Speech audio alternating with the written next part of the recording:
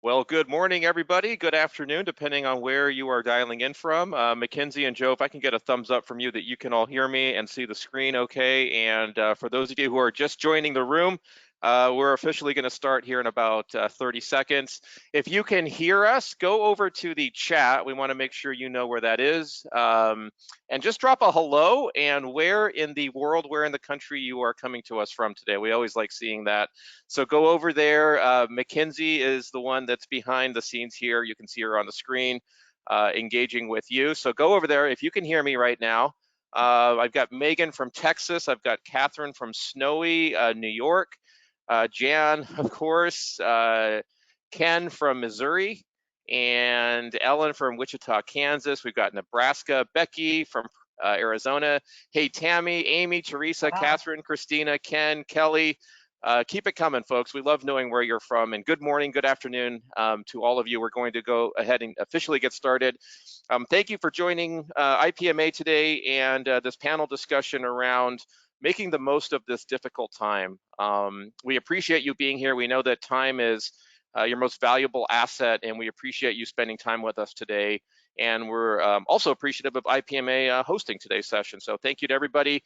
And we're here to talk about specifically how you as implants can start to think about how you can grow your implant production through innovative programs that are necessary right now, that are important to the time that we find ourselves in. We're going to talk about how you can meet the emerging needs of your parent organization, of the constituents that you serve, and also perhaps touch on how you can keep your staff employed. Prior to the session, as some of you know, I reached out to you in a little email and just asked you to kind of give me your thoughts on kind of the state of affairs. I got reams of feedback back from all of you. I really appreciate that. We're going to try to touch on as many of those themes as possible. You're all dealing with a bunch of different things, and we know it's not an easy time. So our hope is to be able to give you some encouragement today, to be able to give you some ideas that help spark creativity and opportunity there within your implant. If you've joined any of our other webinars before, you know that we like to keep things lively and interactive. The same will be true today from both Mackenzie and Joe, and also from you as you participate with us. So we want to keep things going back and forth. We're going to ask you to use the chat and stay engaged with us as we go through this. So let me introduce our panel today here with me. The voice that you're hearing first and foremost is mine. Here on the right-hand side, you can see me as well as in the video. I'm Dave Rosendahl. I will be the moderator today, and I am the president of Mindfire. And also with me here is Mackenzie Farshid. Mackenzie, how are you Hi, doing today? everyone. Great. And Thank you so much. Excited to be tell here. tell everybody a little bit about yourself and what you do. Okay, perfect. Yeah, so I'm with Mindfire, as Dave said. I get to work alongside Dave and Joe on a regular basis, and I'm in charge of our demand generation. So focusing on helping to generate opportunities, awareness, driving sales for our team here, as well as marketing. Well, thank you for being here, Mackenzie. And many of you know Joe Manos here that you can see on the screen as well as in the video. Joe, how are you? And introduce yourself to those who might not know who you are. Yeah, doing great. Hello, everyone. Great to be here today sharing ideas with you. And I'm responsible for our customer success. So everything we do is all about working closely, hand in glove with our customers, making sure they're using our solution and providing great value and deliverables for their client or their company. And so the reason why we've gathered the panel today, folks, is to touch on the topics that I talked about, from Mackenzie's work with customers, from Joe's extensive background with implants like yours and commercial print in general. What we're going to try to do is triangulate a view for you that will help give you some ideas around things that you can do within your implant right now to begin to capitalize on some of the shifts in the economy and in demand for print products. Our overall goal in today's discussion is to be able to share ideas with you, to spark some new opportunities, turn on some new brain connections, to give you new insights into your business and what you might be able to do as we work our way through this crisis. So we're going to take a look at a few core areas here. First of all, talk just briefly about where we are right now, to kind of give you a framework for understanding where in the cycle we might be. That'll make more sense in a moment. Second, a lot of you, as we went through the feedback that you sent in, a lot of you wanted to know, what are others doing? What are others like me? What are other companies doing right now that might be useful to me. And so we've assembled some ideas for you. We're going to share those with you. And then third, we've got 4 very specific use cases that we want to step into to give you some insight around. And we're going to give you those ideas and hopefully spark some new ideas there for you as well. And then lastly, we're going to make sure that we leave plenty of time for some questions. But if anything pops up during the session, you know where the chat is. I see Penny, Alicia, Kathleen, Olga, Kimberly, Christopher, Kurt, Tim, good morning, good afternoon to all of you. You all know where the chat is. Please keep it interactive throughout the session and let us know if you have questions. In case you don't know Mindfire, I'm just going to give a brief overview. We are a software company having worked with commercial printers, agencies, B2B brands, B2C brands for many, many years. We have a technology platform that helps companies solve some of the most challenging technical marketing and sales issues related to engaging with one's audience, whether that be B2C or B2B. We've worked in those areas for many, many years. Mackenzie, if you can throw in our LinkedIn, the LinkedIn profile there to the chat, folks, connect with us on LinkedIn. Mackenzie's going to send you our, actually my profile on LinkedIn. You will see towards the end of the session today why that's really important. So Mackenzie, if you can share that. One of the reasons why this is important, one of the reasons why communication is on everybody's mind is that brands of all shapes and sizes, like the ones you see here on the screen, that Mindfire has had the opportunity to work with over the years, everyone is wrestling with this crisis and how to effectively communicate with customers, with our parent organization, and with the world at large. So these are some of the companies that we've had the pleasure of working with over the years, many implants as well. And so everything that we're bringing to you today is born out of kind of this understanding of, or the way of looking at the world around how do we communicate better as organizations and how do we provide innovative solutions to help organizations reach their customers and prospects. Now, as we were talking about this morning, Joe raised a good point here. And Joe, I want to give you a chance to kind of query the audience on this topic here. Yes, so really one of the questions we have is how many of you, from the whatever role you're playing within the implant, how many of you can push upward into management the ability to talk about new innovative programs that could help the company achieve its objectives? So how many of you have the ability to push that information up? We know it comes downhill a lot, but how many of you can push it up and say, here's a great idea to help us get a fast start out of COVID-19? So we want to have you drop a 1 if you can, a 2 if you don't think you can, into the chat, just so we get a general sense. So a lot of what we're talking about today, we want to equip you with new ideas, new use cases that you can use within your organization. But we know that some of you may not have the ability to necessarily push those ideas up, and we want to be able to tailor the material specifically to your situation. So I'm seeing a lot of 1s, Mackenzie, it looks like, right? A lot of yeses. I see a couple 2s. There's 4 2s so far. But there seems to be, for the most part, they're all 1. Am I reading this correctly, Mackenzie? Yeah, Yep, you're mostly nodding? all 1s, yep. Mostly all 1s. Okay, I'm going to do this. Another 5 seconds, folks. Go over there and drop a 1 if you think you have the ability to push up, as Joe said, or 2 if you don't think you can. Yeah, all right. one thing that I see that's interesting is someone that says we do, but they might most likely won't listen. So I know that when Joe gets to his section about innovative ideas, he has some ideas on how to get people to listen and lead with the values so that they want to pay attention. Excellent. Well, thank you for doing that, folks. That's very insightful. All right, so let me start with the first piece here. And I want to give you kind of a framework for understanding where we are as of today, May 6th. Where do we stand? And so we've gathered this insight from speaking to you, to your peers, and to the industry at large to kind of give you a well-rounded picture for where things are right now. And we work a lot with GPA. This is actually courtesy of our friends at GPA. It's an interesting framework that they've published for understanding where in the life cycle we are.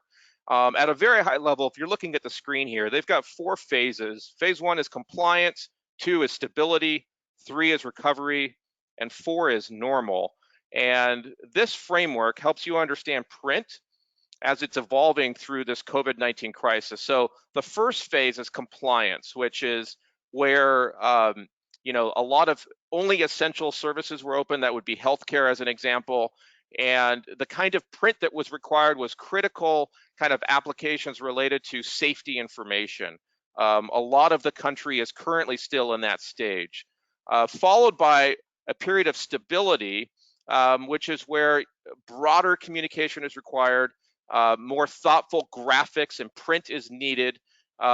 There's, in some cases, direct mail that's being used.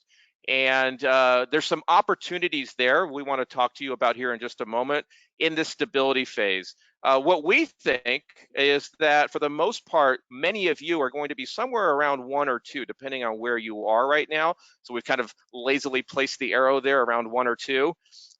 Then as you move into 3, this is where we start to move beyond essential services. It's going to be the part of the history of this crisis here, where we start to try to coax people back into our businesses, into our higher ed universities, into our places of business, into retail locations. That's kind of phase 3. And then 4 is going to be this new normal, which is the time and place where, you know, life may kind of go back to looking a little bit like it did before, with this COVID-19 social distancing set of restrictions in place until the vaccine or something like that is in place. So those are kind of the 4 phases. Is that helpful? Drop a yes in the chat if that kind of helps you understand a helpful framework for where we are. And do you kind of agree that you're somewhere around 1 or 2? That would be useful to know.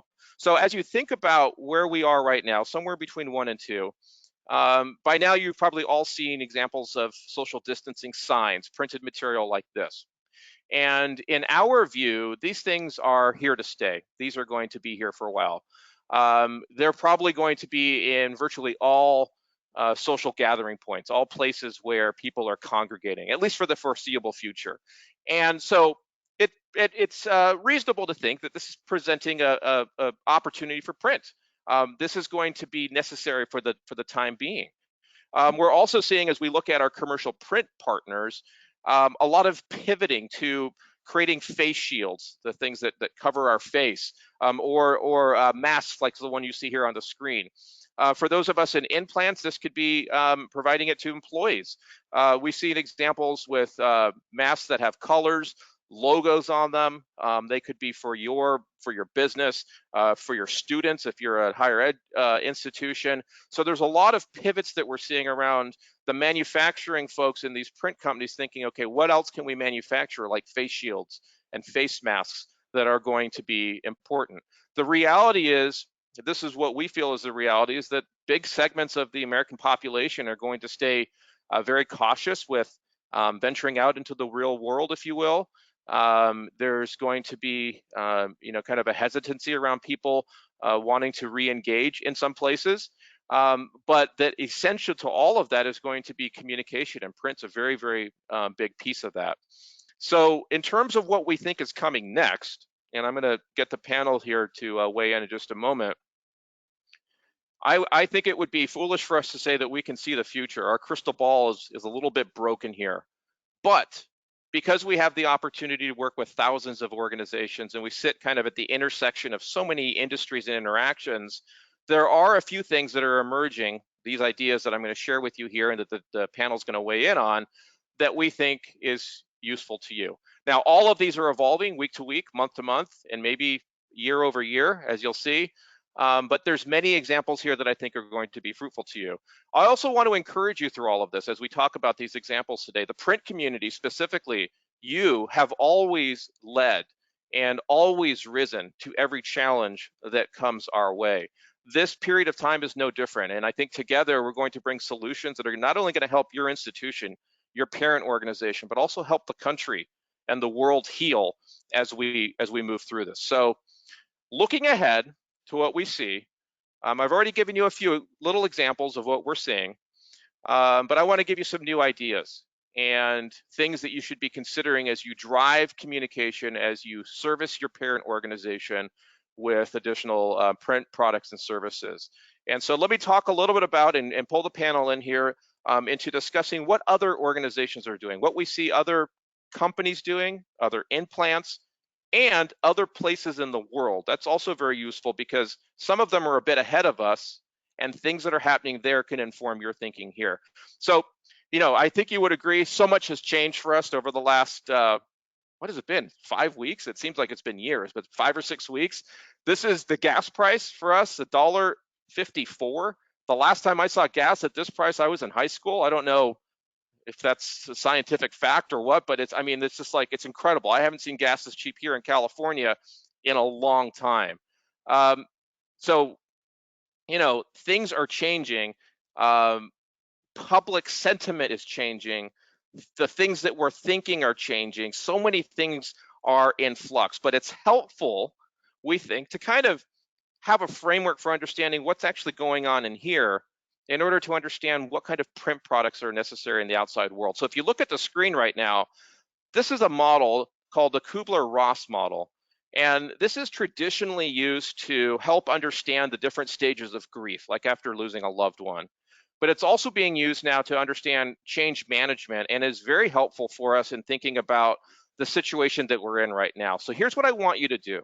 I want you to be honest and go into the chat and think about this evolution here of change. So it starts with, if you can think back to when the crisis started, it starts with a sense of shock. It can go then to denial, frustration, depression, then into the experimental stage, decision, and integration. So let me just define these for a moment. Experimental is where you as the implant, as a business leader, are starting to think about how you're going to engage with this new situation. You're starting to experiment with new ways of engaging the situation. Decision is learning how to work in the new situation and feeling more positive about it. And then integration is where those changes are fully integrated into your work, and you have a renewed outlook on life and the work that you're doing. So here's what I want to know. Where are you right now? Where on this continuum are you? Let's take a look. Drop that into the chat, folks. We want to get a feel for you. So decision, experimentation, experiment, depression, experiment, decision, experiment. So a lot of experiment and decision, which is fantastic. This means you're looking for ideas, likely while you're here today. Experiment. So Mackenzie, would you say that most folks seem to be around this blue section here? Yeah, I'd say from the orange to the whatever that color is in the decision, I'd say, and then in the middle, then most of them are gathering around experiment.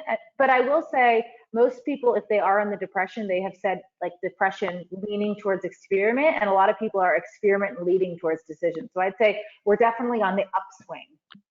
Good. As a cohort here. So we hope this model is useful not only for you to understand your own thinking, but also as you kind of take the temperature of your parent organization, of the organization or constituents that you serve. Where in this continuum are they? Because that's also going to influence the services, the print products and services that you're creating or the solutions that you're bringing to them. So think about that, and we'll of course send this to you later if you would like to have that chart. So let me talk about a few things that we're seeing here. First, obviously, our social distancing floor graphics, which I'm sure you've all seen if you've ventured out, or maybe even in your organizations you're using these.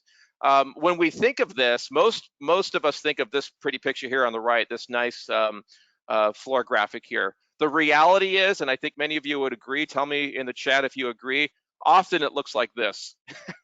It's done hastily. We've had to do this so quickly that there hasn't been a lot of design or thought put into some of this. And there's an opportunity now to move past kind of this stage where some of this crappy design was done to something that's refreshed, that is replaced and looks more professional, like what you see here. I think that from what we're seeing, there will be an evolvement or evolving of these types of displays. Some of them may become permanent fixtures in some parts of your parent organizations or in your buildings. So these graphics are going to evolve as we go along. But the key is here that this is a long-term application for print. You could pretty much use any press to develop this kind of stuff. The needs will change as we go along, but this is something that I would imagine many of you are already starting to look at. When you look at what's happening in Europe, if you look at the screen here, two snapshots from European constituents, there's new applications. This is where it gets exciting, especially for those of you who are in the experimentation stage. There's applications that were that never were, that are now being willed into existence for print. Examples of what you might need on an elevator, as an example, or inside the elevator as to where people should stand. And when Joe and I were talking about this earlier today, one of the points that he made is that, for many of you, for many of us, as we're dealing with our customers, our constituents, our parent organization, they need you to be leaders.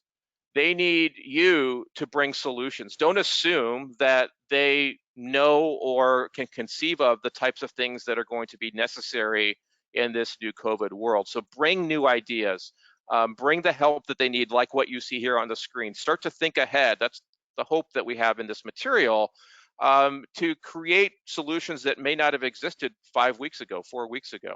Okay, Joe or Mackenzie, did you want to add anything on to either of these examples that you see here? Okay. Yeah, I'll just jump in. I think we won't have time today to show all the amazing things that our customers have come up with, and some with our help.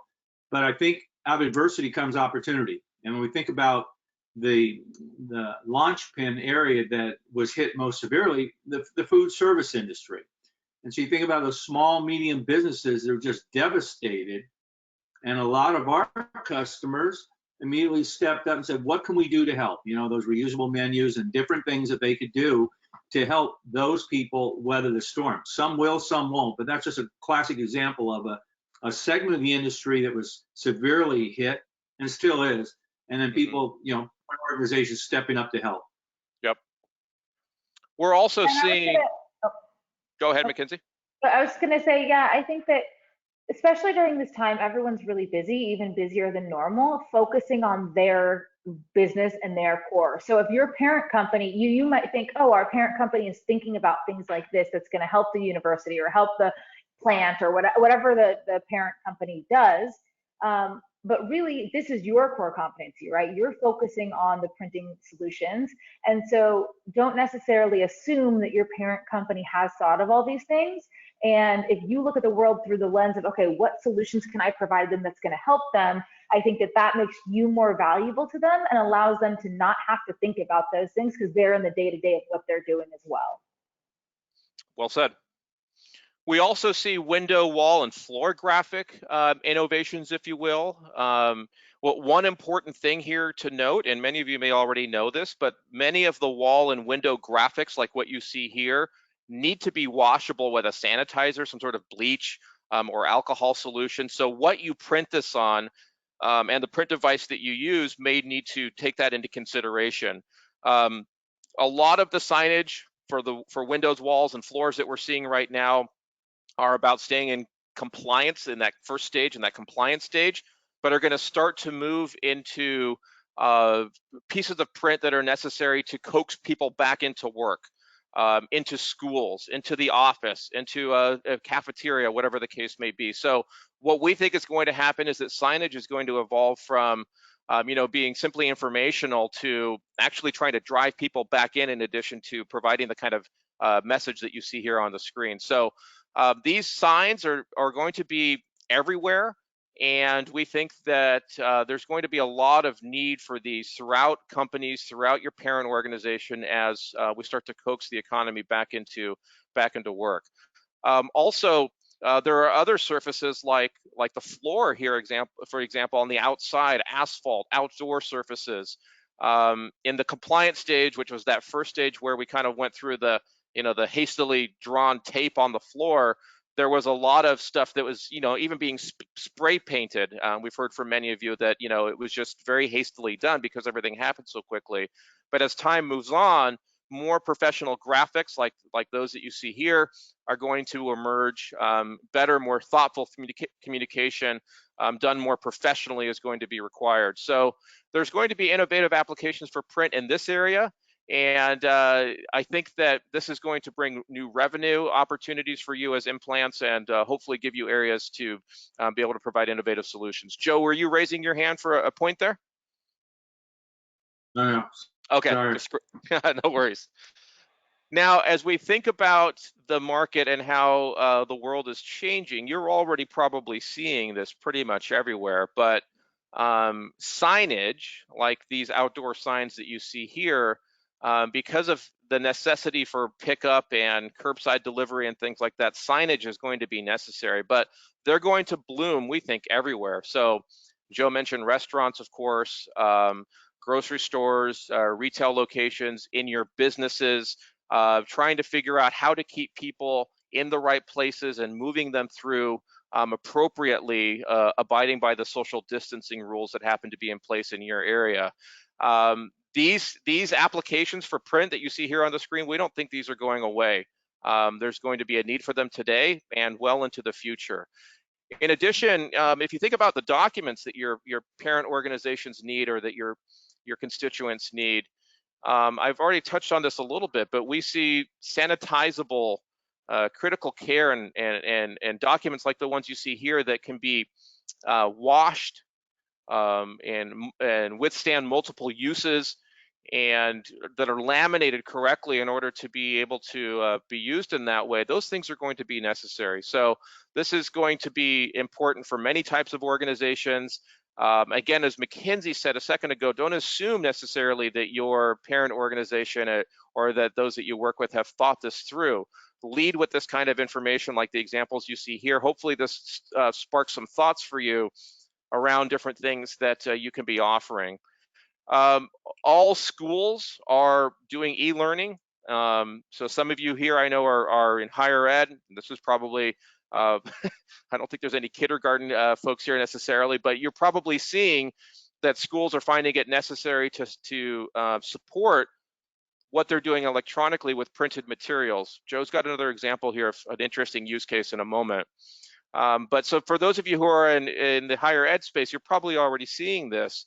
What kinds of applications are required? What kinds of print applications are needed to support online learning that now can be facilitated by your implant?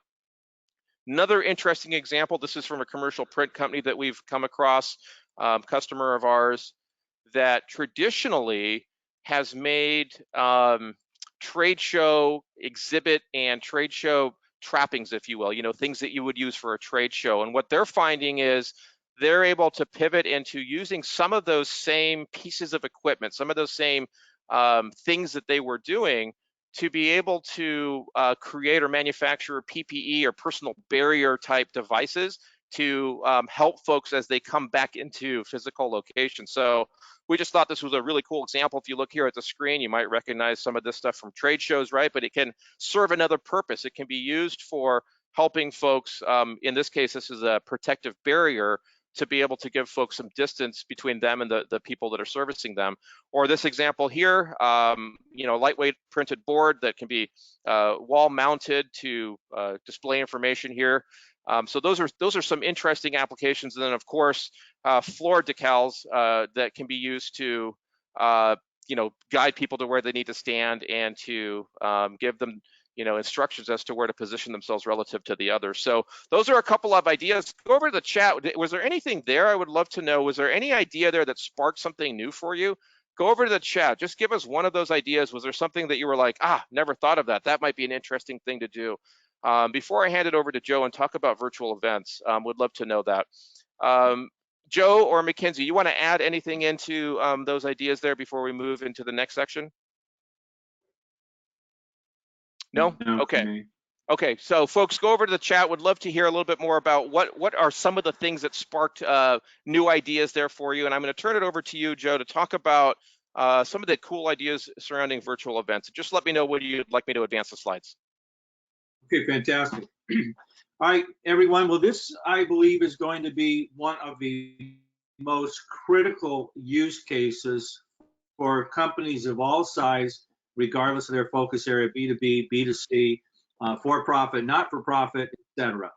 And the reason for that is simply because we're finding very quickly that many folks that are working from home will continue to do so going forward, at least at some limited level. And there's going to be less face-to-face meetings in the short term and quite possibly the long term.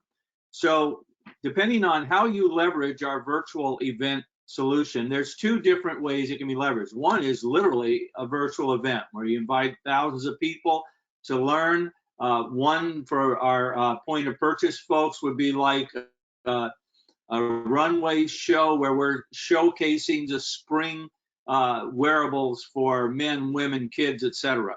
And it's going to be an hour session with thousands of people around the globe.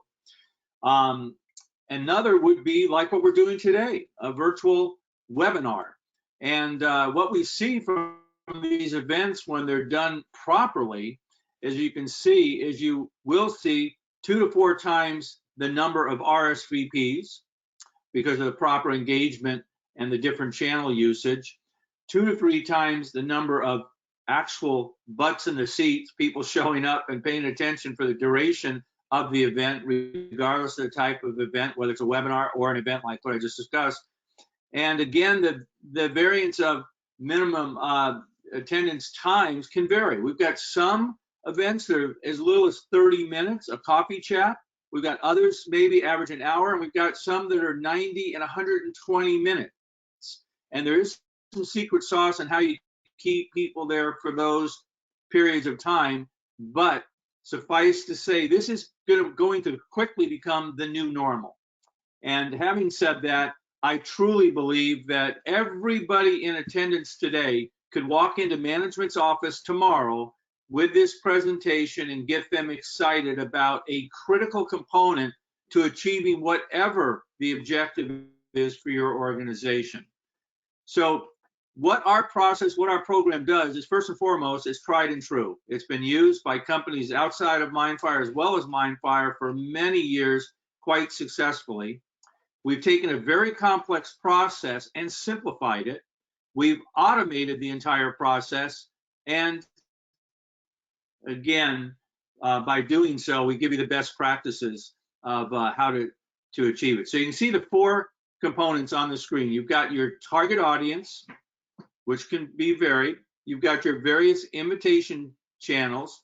You have to have that registration microsite, much like you registered for this event, and then you have to have that confirmation email that gives you the critical delivery of the data so that you can attend the event. And in many of those instances, it can be placed on your calendar so you don't overbook yourself.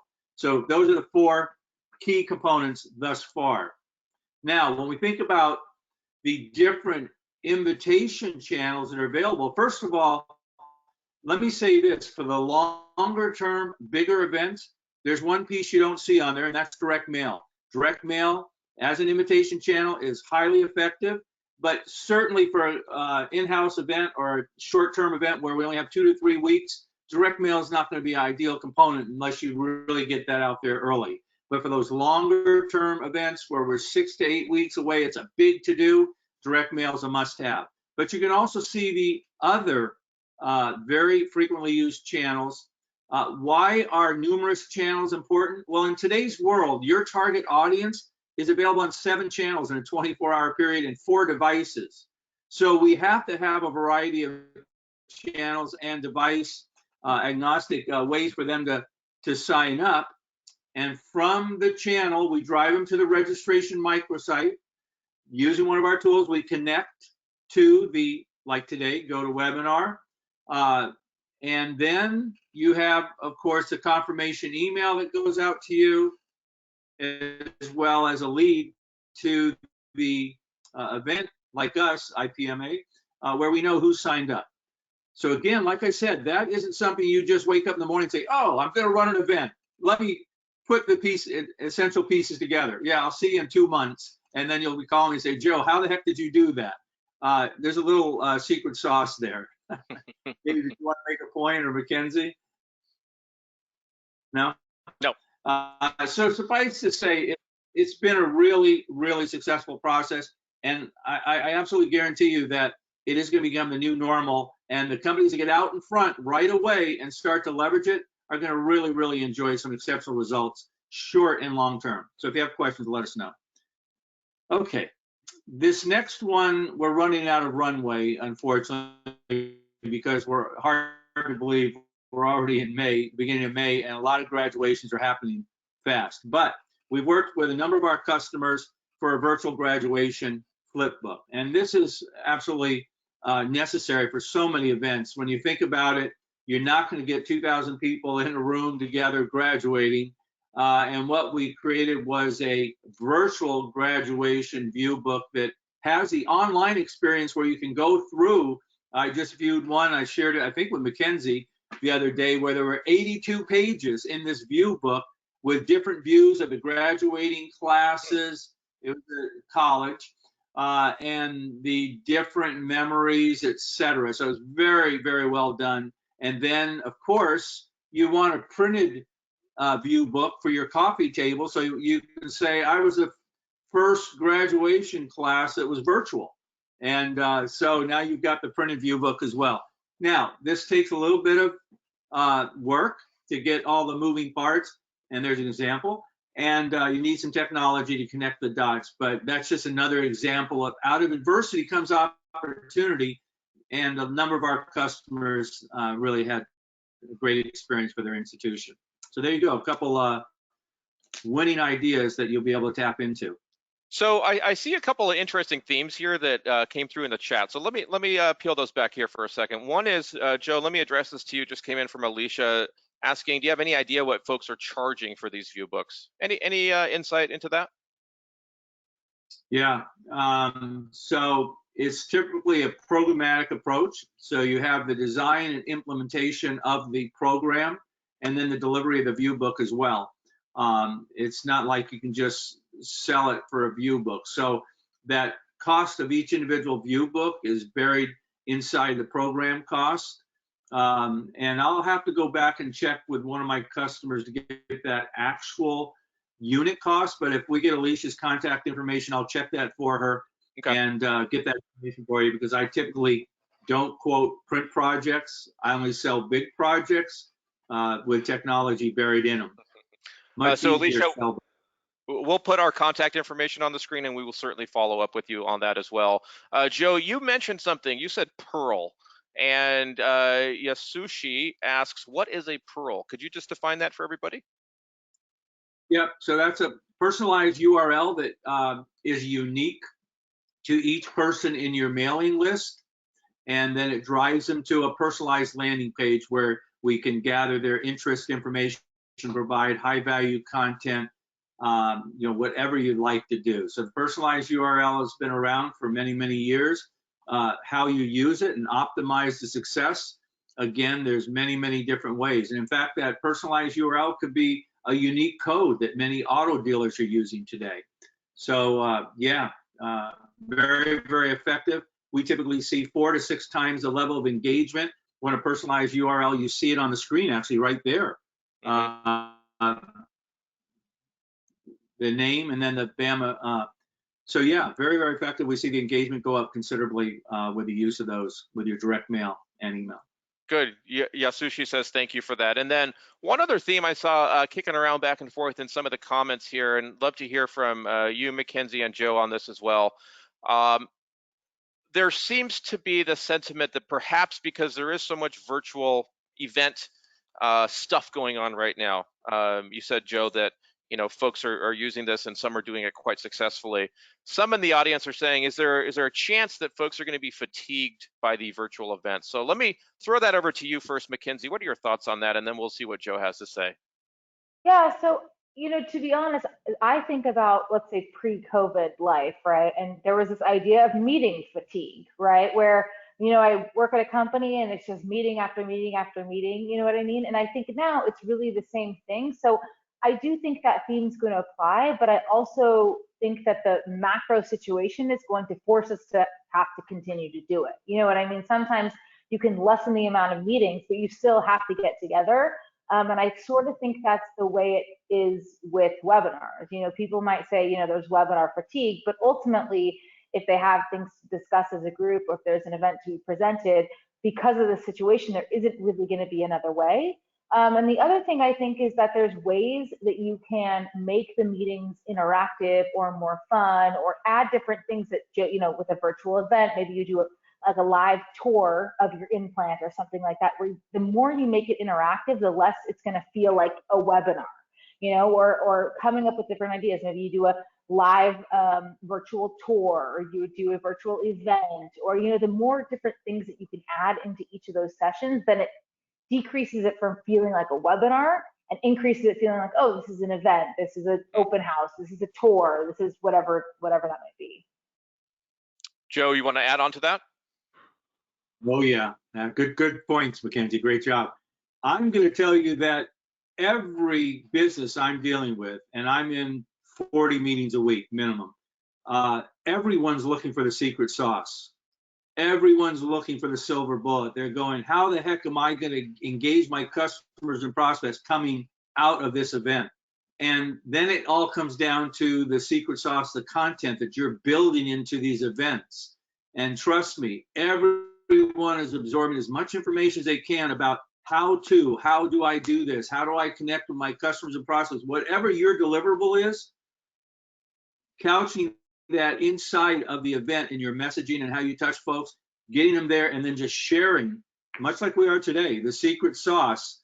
Those people will do business with you and they will come back to you. And once you start to build your webinar, whether it's weekly or monthly, and you keep bringing new innovative ideas to your customers and prospects, you own them for life. So it, like Mackenzie says, it's become the new normal, but there's going to be webinars you will absolutely not miss because they're always giving you a new $1 million idea, and there's others you'll hit delete. That's my recommendation. Yeah, I would, the only thing that I would add to the excellent points that you all have made is that while the sentiment I agree with that fatigue is possible, the data in fact are completely opposite, meaning that prior to COVID, I think actually Joe had some of those stats here. I'm just going to flip back to these here. You know, whereas in old days, let's say a webinar, and we have the ability to see across, you know, numerous industries and companies, let's say you would get 100 folks to RSVP for a webinar. Right now, as of right now, nothing has changed in the past 24 hours. Folks are getting 2 to 4 times the number of registrations. And you might say, okay, well, everybody's just signing up because webinars are everywhere. Well, yes, but whereas a 30% show up rate used to be very good, even just looking at today's show up rate here, we've got 50% here. And that is not uncommon. 50%, 70% show up. We had one like that the other week, 70, 75%. That is unheard of in the webinar space. So yes, there's a lot of webinars going on, but if you look at the data, until the data tell you otherwise, now is the time to strike, folks. Now is the time to use that communication. And as Joe said, you know, 30-minute webinars, yes, hour webinars, but folks are spending 2 hours engaged in these events. So I hear you on the sentiment, Jonathan. I think others said, you know, it's becoming a lot. I would say until the data shows us that they're no longer effective, I would highly consider them. So thank you for that. 50% show up rate prior to the pandemic, Alicia, I have not seen that. That is high across the board in terms of that being the normal pre-pandemic. But if you have data around that, that's fantastic. That is a good show up rate. All right, so Joe, anything else you want to add on to those sections there before we move on? Was that a yes? One important point, regardless of the yes, whatever happens. The other thing that you, Mackenzie, and I experience from the webinars we're involved in all the time is the after effect. How many times have we gotten an email from Alicia or someone else said, oh my God, that point you hit on, we were just talking about in our management meeting yesterday. Can we jump on a call and talk about it further? It's such a great conduit for exchange of information, but then downstream, people are going to follow up asking for your insight and help, which is, you know, fantastic byproduct. Absolutely. All right, so let's transition now to a very important topic here that we hope for you as an implant, for you as a business leader, as a person who's trying to provide your services to your parent organization or to other institutions, something that's really important. That's the topic of LinkedIn. There's a couple of reasons why we're talking about LinkedIn today. One is that, as we all know, face-to-face communication, being in person, is severely limited, if not entirely impossible these days. So engaging with the right types of people within your organization or your parent organization, or finding new opportunities to provide your print products is crucial. The opportunity that you have with LinkedIn is twofold. One, and many of you said this when you answered my email, there's more time that some of you have available to engage in training and in learning new things, like being here on this webinar today. So you have two opportunities here. One is use some of that time to train yourself, train your staff in learning a new skill set like LinkedIn. A lot of people think LinkedIn is for for recruiting and things like that, for jobs and recruitment. That is true. It is used for that, but it has a lot more to offer than just that. If you've tried LinkedIn in the past and think, well, it's not going to work for me, I would ask you to consider that again. And here's why I want to argue to you today that it's a hot piece of real estate that you should look at investing in. What LinkedIn gives you the ability to do is communicate with your parent organization, with your constituents, with the market on the whole, in a way that not very many other platforms enable you right now. In other words, if you can imagine that you're this young lady here on the right-hand side of the screen, and what LinkedIn will do for you is give you the ability to communicate with a stadium-size amount of people for free, meaning that your organic reach, the ability for you to engage with your audience, with people who might need your products and services for free without spending on ads, is unprecedented. Now, if you think that, for example, well, I can't do that because I don't have a big following on LinkedIn, or because I don't have a lot of contacts or network connections on LinkedIn, that's not necessary in order to have this kind of reach. Mackenzie, here's an example from you. I'd love for you just to share a little bit about this and the reach that you were able to get. Yeah, absolutely. So I have been hearing for a long time about this concept of organic reach, or basically the ability to reach more people than you're connected to. And I had been posting, and I slowly started to see my posts getting more views and more engagement. And this specific post you can see right here, I think, well, you can see on the left-hand side that I have 891 followers. Dave is circling over right now. I created this post, and I use the hashtags demand gen, marketing, and growth. And the reach that those gave me, along with the reach of other people engaging, like if one person engages and their network sees it and then they can engage, and it led me to get 85,306 views of my post in their feed. And so this is just a drastic example of showing you that, hey, I only had 891 followers, but by posting consistently, by tagging people, by using hashtags, and most importantly, by presenting material that other people were engaging with, it lights a fire, and then that fire spreads. So just the ability to, hey, I only have 891 and I got 85,000 views. So you have the ability to connect with way more people than you can even imagine that you're connected with. So to connect the dots for the implants here, this could be helpful for you in drawing attention to what your organization can do. This can be helpful for you as you're helping your parent organization bring visibility to them. This is a new skill set that perhaps you can employ and use to the benefit of your organization. And if you're thinking, what does this actually do? How does it actually bring revenue in? Let me tell you folks that it does. Here's a real example of an organization that needed packaging. That came to us. We're not a packaging company. We're a software company with a marketing product, marketing technology. But because we're very active and vocal in the industry, folks come to us all the time, and we push those leads, those opportunities to our print customers and to our friends in the community. So things like this happen on a regular basis. If it hasn't happened to you, or if it hasn't happened to your parent organization, it's likely not that there's anything uniquely different about your situation that won't work on LinkedIn. It's probably that you're not doing it in a way that's most effective at getting the kinds of results that you're looking for. One of the things that you should consider as you're thinking about this, if this seems to be helpful to you, is to ensure that your LinkedIn profile, the homepage, if you will, of your LinkedIn presence is set up correctly. We actually have a checklist, if you'd like to see that, that'll help you set that up correctly so that you start to pull in these types of interactions. Mackenzie, if you don't mind, put a link for everyone to go get that checklist into the chat. Folks, you can look at that later. The other thing that you should take advantage of is the ability that LinkedIn has to group like-minded people together. One of the things that happened as this crisis unfolded was that, again, Mindfire being kind of at the center of marketing technology, working with print companies, commercial printers, implants, B2B brands, B2C brands, helping them grow sales and drive revenue. We found ourselves kind of at the center of, on one side, a whole set of new needs and demands, and on the other side, companies that could fulfill some of those needs.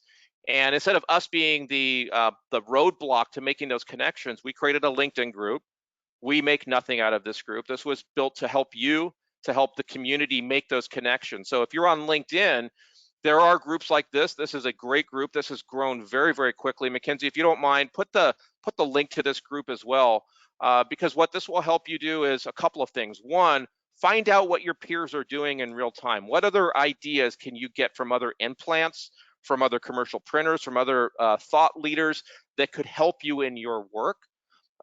You will also see folks who need help. You might be able to provide them a service. You might be able to do something to help them. And at worst case, you're going to make some new friends and some new connections that you're going to be able to leverage. Mackenzie, you want to add something onto that? Yeah, one of the things that, the first question we asked was, hey, do you have the ability to push out to your organization to bring valuable ideas? A lot of you said yes, a lot of you said no. A few of you mentioned, though, hey, they wouldn't necessarily listen to us. And part of what you need to do, there's this idea of becoming a thought leader, right? Everyone wants to be viewed as an innovator. Everyone wants to be viewed as someone who helps their organization. And you could purely become a thought leader and a thought contributor on LinkedIn purely just to show your parent organization, hey, look at all these innovative things that you're doing. Mm-hmm. This can be used. Imagine you go on LinkedIn, you learn how to use it, you've got a profile going, you start to put content out there about ways that, let's say your parent company is a university, ways that universities are using virtual things, virtual commencement for students, ways that these different signages are helping distance people, all different content about universities and about how print is helping this kind of thing. Well, your parent company is going to start to see this and view you as someone who's contributing to the conversation, who's bringing valuable ideas. So when you do approach them with ideas that you can fulfill with, you have that level of trust, right? It's like giving someone insight into all the things that you're doing. So I think that, the use of LinkedIn is going to grow your network, but also it's going to create demand from your parent account for them to be able to view you as the leader so that when you approach, they're more receptive to listening. Absolutely. So if you work these opportunities, folks, work these conversations that occur on LinkedIn, obviously some of you can't take on work from outside organizations. You have to fulfill the needs of your parent company. But the point is that there are opportunities there for you to learn, to get new ideas, to make new connections. And like Mackenzie said, to be able to promote yourself in front of your parent organization to show them the types of work that you can do. And so with that, I think we've got about 9 minutes here. I want to pause and open it up for more questions from you and hear what's on your mind relative to the things that we gave you. Particularly, is there anything that you would like to know from this group? Anything from this panel here that you would like to hear more about relative to what we just shared? And second, what stood out to you? What was most impactful to you in the material that we provided here? Because we would love to know that. So Mackenzie, what questions have come in that you think we should take here on the air? Someone asked, this isn't necessarily about implants, but just specifically, what does Mindfire offer? I've heard of you before, but don't know the specifics of what you offer. So Okay. That's one. Sure. I can take that in a nutshell. Thank you for asking. I don't know who it was that asked that, but so Mindfire is a marketing technology company.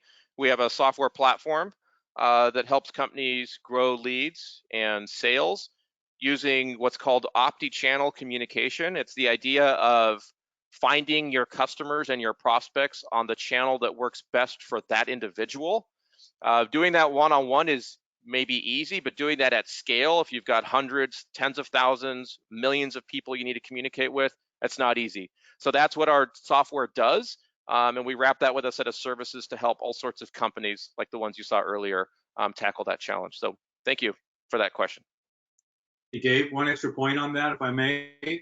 And for many of our customers that are resource challenged or expertise challenged, we have an in-house agency, so we can build a small part of your program or the entire marketing engagement program, whatever you need. So not only do we have great technology, but we also have an extension of your company and an overflow services team as well. So from those of you who are all here in the room, we got Amy, Becky, Bob, Brett, Catherine, Chris, Christina, Kurt. There's still a lot of you. Almost everybody is still here.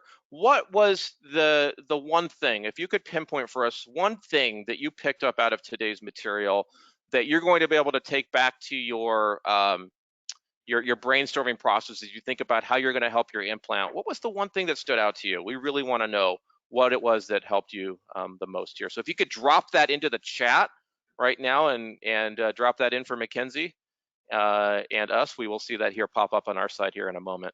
Mackenzie, were there any other questions that came in that you think are applicable to everybody that we should address? No, and I'm just looking through them. I think a lot of them we answered in real time. I'm gonna You got them? scroll through. Yep. Okay. I see Kelly saying using LinkedIn for marketing was helpful. So Kelly, what are the reasons, and for the others who are like you, what are the reasons that you haven't used LinkedIn? Ken is saying providing floor, door, and window graphics when we return to work was very helpful. Ken, wonderful. Thank you. Thank you for giving us that feedback. Bob is saying the need for the implant to bring new applications to leadership. Don't expect leaders to come up with them. Amen. Joe, I know that'll resonate with you. Amen. Yeah. David is saying, hey, David, great name. The types of COVID signage. Okay, David, that's helpful to know. Gordon is saying it was a kernel snapshot, but the flowchart on multi-channel marketing choices was similar to what I was thinking of developing. It was a kernel snapshot, but the flowchart on multi-channel marketing was similar to what I was thinking of developing. Okay, so Gordon, I think, is referring to your slide, Joe, where you had the nice workflow. Okay. Questions, I'm happy to give you ideas for free, so don't be shy. Yep, you see all of our contact information there on the screen. So Gordon, if we can help you with that, would love to talk to you about that. Doug is saying here, I like the graphs that showed the process. Doug, which process specifically? It would be interesting to know what you're referring to. Ron is saying, I liked the ideas for the safety barriers. Okay, fantastic. Richard is saying, I like your statement indicating our customers are self-absorbed and we should lead them to solutions while dealing with pandemic. Absolutely. Amen. Very, very helpful to know. What else, folks? We have a few more minutes here. If you have any questions, or if you could take a moment to drop a comment there. Mackenzie, is in terms of resources for everybody, I know that we have at least 2 training resources. Have you been able to send that out to everybody? Yeah, Okay. so I put in both the chat and the questions. I'll just tell you in order of what they are. The first one is the LinkedIn to connect with Dave directly.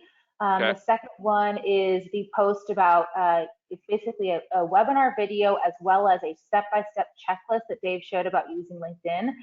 So that's going to be a really great resource to guide you through. There's also the LinkedIn group that I linked there, the print group. Excellent. Excellent. And I see Mackenzie, I'm sorry. I was going to say, if anybody's interested in the virtual event guide, send me an email. I authored that. I'll send it to you. I'm happy to share it. Wonderful. Doug is saying we've moved from depression to experimental. Good for you, Doug. I encourage you in that journey. That's good to hear. Chris is saying lots of good new ideas that provoke thinking outside the norm for new opportunities. Excellent, Chris. That was our intent and our hope today. Lisa is asking, can you share the PowerPoint presentation with everybody? Lisa, absolutely. We will make sure that that you all get that. Let's see. Amy is asking, will this be posted online for others who could not make it? Absolutely, Amy. That would be our pleasure. Okay, one more question here for all of you. This will help IPMA. This will help us here at Mindfire continue to provide you value. What else would you like to know? If we were to do another session like this or prepare more value for you in a session like this, what else is unanswered or is open in your mind that would be useful for you to know? That's good feedback for IPMA. That's good feedback for us here at Mindfire. So take a moment. There's still a lot of you here. Think about that for a moment and then drop that in the chat for Mackenzie, for me to be able to see, and for Joe. What else, what other kind of information would you like to know, either from your peers, from other organizations outside maybe the implant space? What else would be useful to you to know? We'll see, wait a couple seconds for that to come in. Thank you, everybody, for the kudos and the thank yous. You're welcome. We appreciate you being here. We'll take another moment or two to see if there's any other feedback around what else would be useful for everybody. Mackenzie, did you see anything else in terms of questions that we may have missed? How to teach, can you hear me? Yes. Awesome, this is a good one. How to teach our customers to be safe in our shop, sources for materials, and how-tos such as the PPE guards. So how to teach our customers to be safe. Okay, that's good. Sources for In their materials. shop. So I think one thing is how to teach customers how to be safe in their shop. I think one good way there, Lisa, is to use floor decals and signs so that you guide people through a flow. Because I think that, I mean, I've seen it in a few different grocery stores and stores that I've gone into. The first week it was chaos. You know, everyone's close to you, no one knows what to do. But then now I'm seeing sort of sequential signage where it actually steps you through the aisles or the rows, or, you know, best practices, make sure to keep 6 feet away. I think that those types of things will help guide people through that experience. Source for materials and how to use or how-tos for the PPE stuff. Yeah, that's in the LinkedIn group. Again, folks, then this is not promotion of Mindfire. This is for you. Go to that LinkedIn group that Mackenzie has pasted there. You will find not only folks who can help you with materials, but also folks are freely giving how-tos on how to create these PPE devices that you're asking about. Jonathan is saying you've definitely done a great job of making this interactive throughout. Jonathan, that's wonderful to hear. Well, we're right at the hour here, folks. We want to be respectful of your time. From all of us here at Mindfire and IPMA, thank you to everybody for being here today. We appreciate you. We will get the recording out to everybody and the PowerPoint. And if you have any further questions, jot down our emails there. Reach out to us. We're happy to answer questions. Thank you, Mackenzie. Thank you.